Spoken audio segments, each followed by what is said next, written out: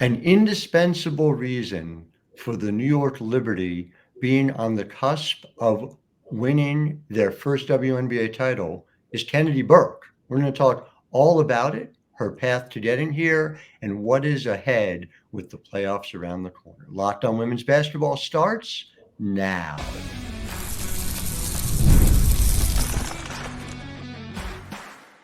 You are Locked On Women's Basketball, your daily podcast on women's basketball. Part of the Locked On Podcast Network, your team every day.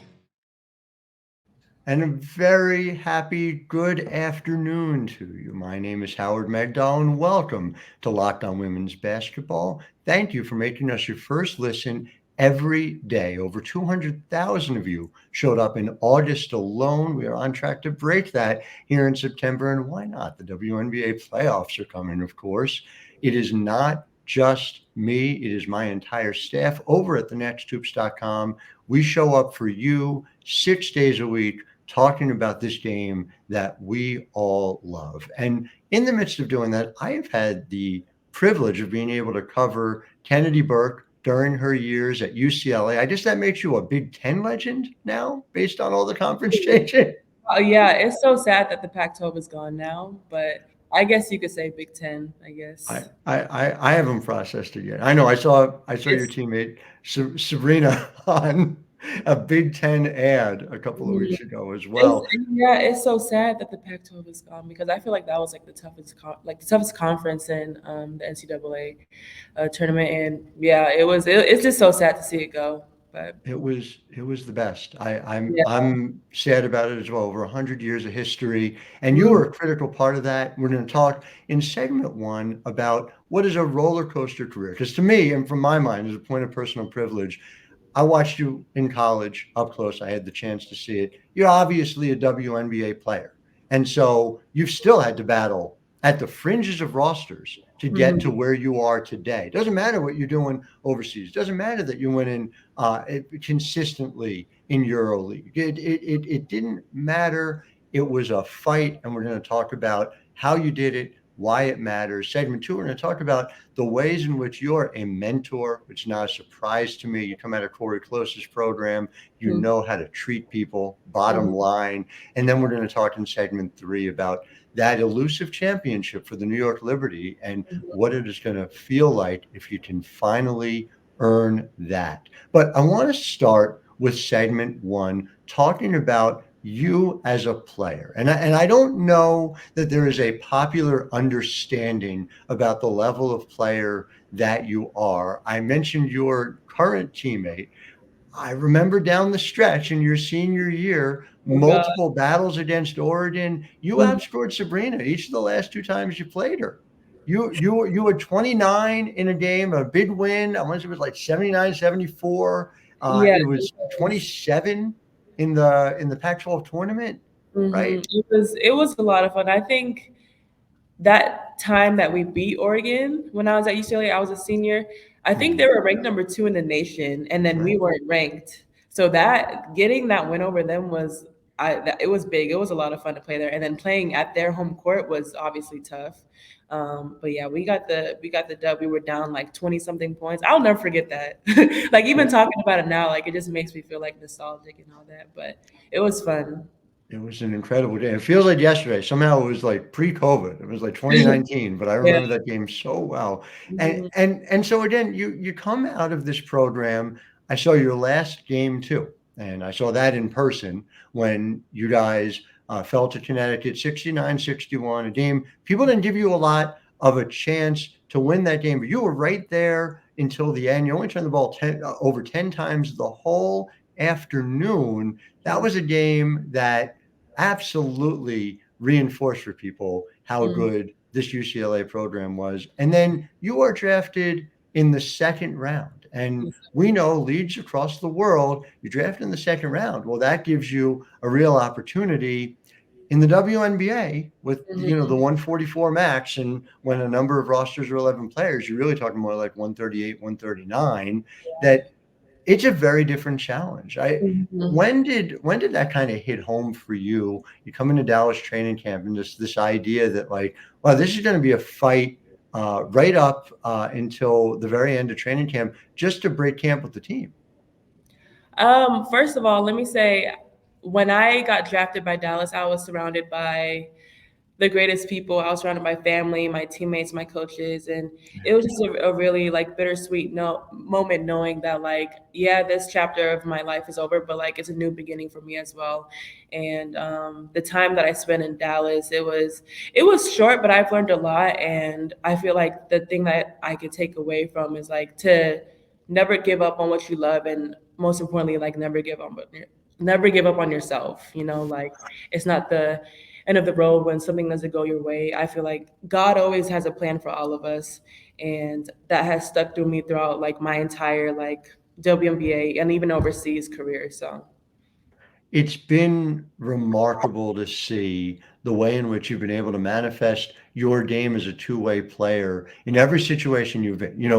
Again, you can talk about God having a plan, but you are in place to be able to maximize those opportunities when they come up too, right? And so again, we think through you whether you're signing a 7-day contract and you're brought on in a short-term way, there's an understanding. The reason why you keep getting those opportunities in a coach's mind and a GM's mind, so I've talked to them about you, is that they know what they're going to get when they sign you. They know that you can come in and you're going to defend. Frankly, you're going to defend anything 1 through 4 at one end of the court. The fact that you're going to be able to finish at the rim, the fact that you were very comfortable in that inside of 10 feet, I mean, you're automatic. You're north of 50% consistently throughout your career. These are, and again, I bring these up not just to say, wow, how great is that? But like, these are very specific skills that are in short supply. And so, you go to Indiana, you play there, you've gone everywhere there's been an opportunity.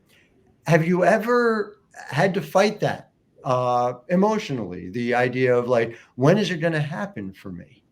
yeah, I've been through that. It's tough going from team to team and just finding your role. But I always tell myself, like, KB, like, no matter what, no matter where you're placed, like, know that you are meant to be there for a reason, and that you could bring something special no matter what it is, whether it's being an offensive threat or getting stops on defense. Like, just being a spark no matter what. So You were more than just a spark right away overseas, playing in Turkey. You're averaging north of 21 points per game right away. Again, an efficient offensive player right from the get-go there. In some ways, a bigger part of the offense than you even were at UCLA, where it was, that was such a fun team, that 19 team. It was like such an ensemble cast, right? yeah. Well, How much did you enjoy that opportunity, and how much does that early opportunity to be a star help power your confidence going forward as you've fought this WNBA battle? yeah, it's that time at UCLA, especially my last year, senior year, it was a lot of fun. The fact that we didn't have Jordan Canada, Monique Billings, like that big class the year before, a lot of people didn't think that we would go that far. But I was like, let them doubt us, like let them say what they want. Like we know how good we can be because we have other talented players that could do so much for this team. And that's a year I'll never forget because there were so many people that doubted us and said, "Oh, they're probably not going to make the tournament or they're not going to go that far." And we did. And I'm always proud that each year that I was at UCLA, we went past.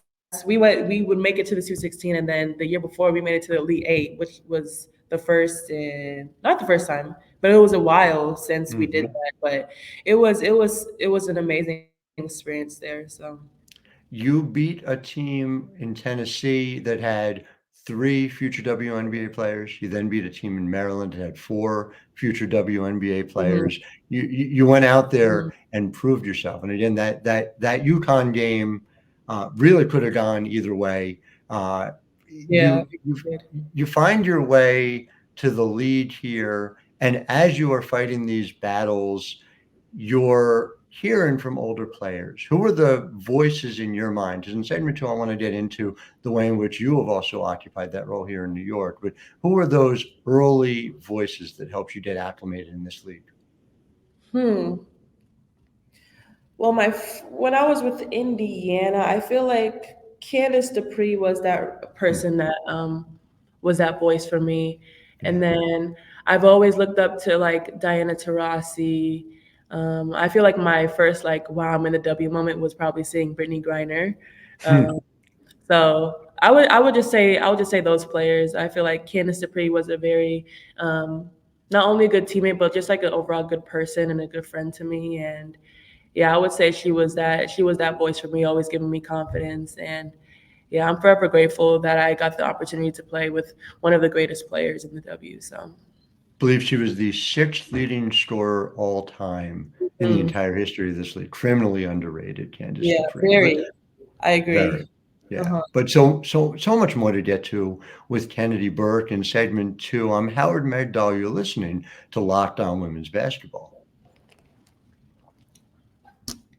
Locked On Women's Basketball is brought to you by Game Time. And Game Time is an app that allows you to go and get tickets for whatever matters to you. For my family, it's everything from going to Broadway and seeing shows, going to concerts together. And of course, for my basketball obsessed younger daughter, it is going to see basketball. I am, of course, a journalist who must be independent, but my younger daughter is an obsessive New York Liberty fan and always wants to know exactly where she's sitting in Barclays Center to be able to watch the game up close. So Game Time lets you do that. The Game Time app has a 360-degree view from wherever you are, so you don't just know where you're sitting, you know what you're going to be able to see. Give it a shot. Download the app and make sure you use the code LOCKEDONNBA for $20 off your first purchase once you create an account. Terms apply. Again, create an account and redeem code LOCKEDONNBA for $20 off. Download Game Time today. What time is it? Game time.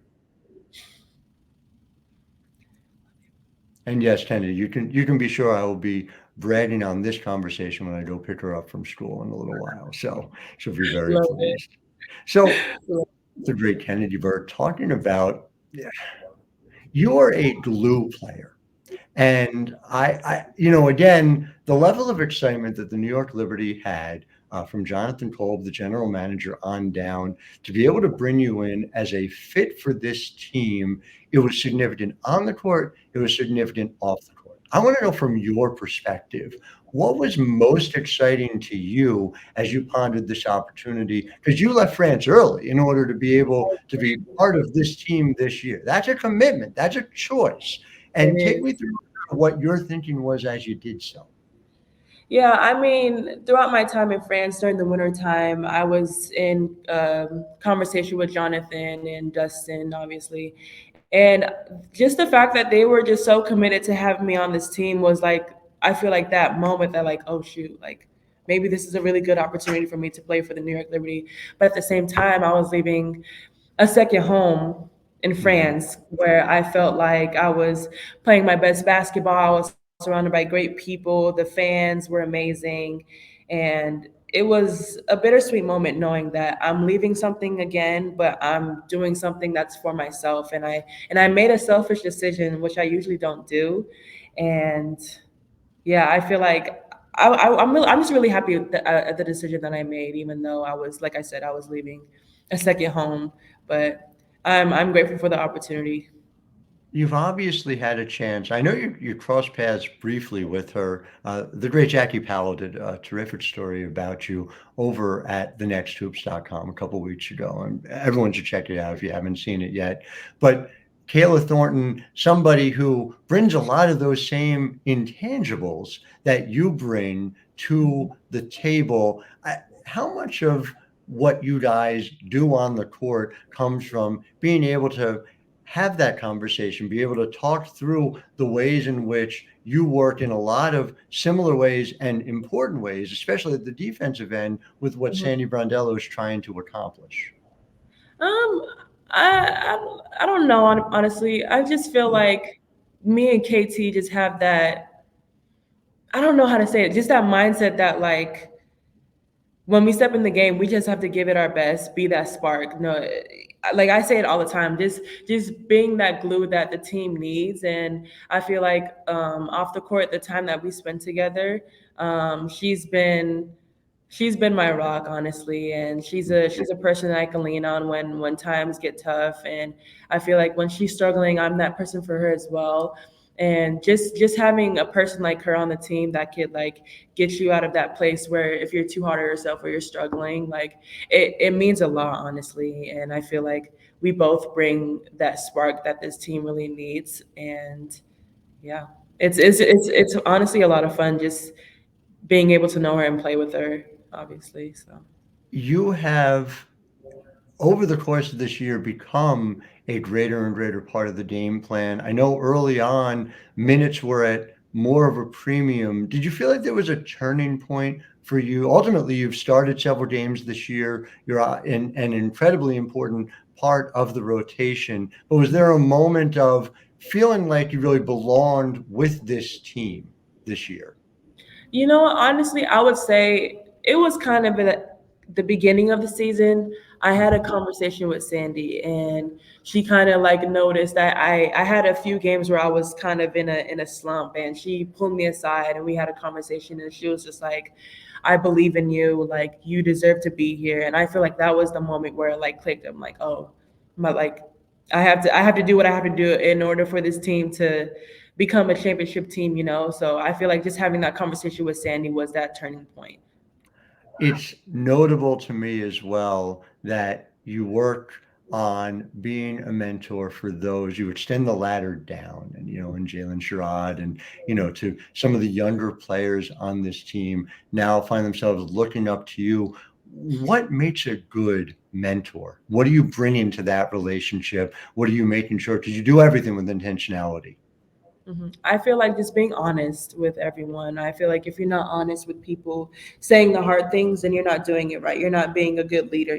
So just being able to say the hard things and being honest with saying, like if you want to be able to do this, you have to do that. And I feel like I'm that person for Jalen. And with doing that, we've really built like a very close and very honest relationship, friendship. And yeah, I just enjoy her warrior mentality because she shows it when she practices. And I keep on telling her her time will come. Like she's still a rookie. This is her first year, but like her time is coming. She's such a special player, and I have full faith in her that she's gonna be something special in the future. So I guess she's Big 12 legend, Jalen Sherrod, but yeah. with Colorado moving Oh yeah, yeah. I would out of say, the.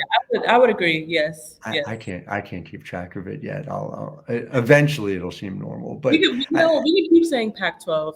let's Just keep saying Pac-12. let's just keep it alive for now. We're gonna make a pact. We're gonna say Pac-12 legends. I'm Yes. with you, and but I do. You have to feel like there are these parallels. You're somebody who was such an elite defensive player. Mhm. Obviously somebody who was ready for this league. Do you feel like it's a valuable thing for her to hear from your perspective, to understand that you fought this same fight at the perimeter of WNBA rosters? Yes, absolutely. No matter what school you go to, like where you're from, like you have a chance to be wherever you want to be. And she's proven that when she played at Colorado. Like you said, she's an elite defender, and I mean she's proven that she deserves to be in this league. And like I said before, like her time is coming. Like I I I have full faith in her and know that she's going to be something special. The league expanding to 16 teams by 2028 has Mhm. knock-on ramifications, right? It means that more people get more opportunities. Mhm. How how much is that sort of front and center for you, thinking about that the league is finally going to start to address the Mhm. size to match the talent that we know has been in this game for a long time? Yeah, I honestly, I'm gonna say I love that it's expanding, and there's just so much talent out there that needs to be seen and that needs to be here in this league, honestly. And I'm like I said, I'm just really excited for the future of the WNBA because it's just gonna keep on getting better and better. No doubt about it. Well, so we're going to talk about the immediate future because the playoffs are right around the corner and Mhm. what that's going to mean in segment three. Back in just a moment with Kennedy Burke. I am Howard Megdal. You are listening to Locked On Women's Basketball. Locked On Women's Basketball is brought to you by eBay Motors. Passion, drive, and patience, the formula for winning championships, is also what keeps your car alive. eBay Motors has everything you need to maintain your vehicle and level it up to peak performance. Superchargers, roof racks, exhaust kits, LED headlights, and more. Maybe you don't know what those are. I'll be honest with you, I don't know what half of those things are. My car is just a thing that lets me get to the train so I can get to the subway to go cover the WNBA. But eBay Motors is there to make sure I'm able to do it. And they have over 122 million parts for your car. They've got this eBay guaranteed fit. It's a little green check mark. You find it, you make sure it works with your car. Your part is guaranteed to fit your ride every time or your money back. So with all the parts you need at the prices you want, it's easy to make your car the MVP and bring home huge wins. Keep your ride or die alive at ebaymotors.com. Eligible items only, exclusions apply, eBay guaranteed fit only available to U.S. customers. Love it. Yeah, I mean, truly, just get me to the train, to the subway, so I can be there to make sure I'm covering what is going to be a fascinating playoff run for you guys. You guys are locked in right now, all but at the number one seed. It's not, I think, officially clinched yet, but it's you guys are in prime position to do it. Regardless, in position to host a home game that is guaranteed from the start, an opportunity to potentially have that Barclays Center crowd behind you for the entirety of the WNBA playoffs. And so as you think through what is ahead for this team, what is the most important element of what separates this team, what takes this team from very, very good, and they've been contenders, especially last year, reached the finals, to that added element that can make them a champion? It's going to be our chemistry and our chemistry on defense. I know that defense is going to be a huge part of going all the way in the playoffs, going to that championship game. I mean, yeah, that I feel like chemistry is just going to be the biggest thing for us, and taking each game like one game at a time, not thinking that far ahead. I feel like if we think too far ahead, that's going to like kind of ruin the picture of just just being able to play at our best. So just taking it one game at a time. I have to note, because again, this goes back to how teams win championships. You have 5 games this year where you've played at least 19 minutes and 42 seconds. New York Liberty record in those games is 5-0. This is obviously a critical role that you have continued to play down the stretch. I know, obviously, the loss of Benijah Laney Hamilton is something to weather. It's hard, and we know that B has been such a critical part of this team. Do you expect, and has there been a conversation about, there's going to be some more minutes, obviously, for you and for KT as well, as you guys figure out that path forward while B works her way back? We haven't. No, coach hasn't really talked to us individually about like how many minutes we're going to be getting. But she always says she's been preaching about it the entire season. Just always be ready when your name is called, and that's something that I've always like lived by, especially being on this team, because you never know what can happen. Like you said, like we did a couple games where we didn't have Laney, we didn't have Stewie, and like everyone that came on the court stepped up and we did what we had to do, and it just shows that like we're like, that's a champion. That's what it takes to be a championship team. Like when things don't go your way, that's when other players have to step up. And I feel like we've proven that, we've showed that. And yeah, just like I said, just being ready. I know at an elite competitive level, you need to focus on game at hand, but I wonder, are you a visualization person, and have you let yourself think about what it would feel like, sound like to win a championship? I know sometimes that's used for motivation too. It's funny. I feel like I did have a dream recently that we were holding the trophy of the championship. I don't know. It's I don't know. I did. I just, even at the beginning of the season, like I just had a feeling like this team is something special. Like I just feel it, like when you have that feeling, I've had that at the beginning of the season. Yeah. I mean, I'm just excited, honestly, and yeah. But like you said, just taking it one game at a time. But I do have those visualizations of holding the trophy. Within the next month, we're going to find out whether that was a dream or a prophecy. Kennedy Yeah. Burke, we will find out. I will be there. I look forward to discovering it with you as well. Thank you for your time. And to our listeners, thank you for making us your first listen every single day. We'll be back with you tomorrow, as we are 6 days a week. Until then, I'm Howard Megdal, wishing all of you a wonderful day.